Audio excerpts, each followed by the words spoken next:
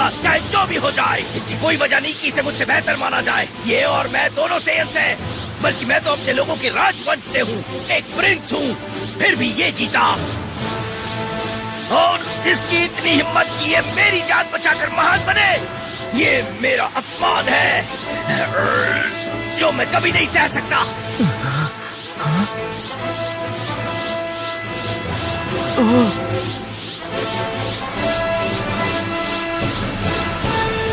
बाबिनी, हम दोनों को ऐसी जगह पर भेजो जहाँ आसपास कोई ना हो, और तब मैं वेजिटा से लड़ूंगा, लेकिन यहाँ पर नहीं।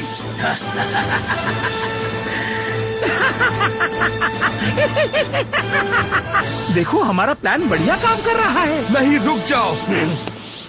मैं इस बेवकूफी का हिस्सा नहीं बनूंगा। अगर उससे लड़ना चाहते हो तो पहले मुझसे निपटो।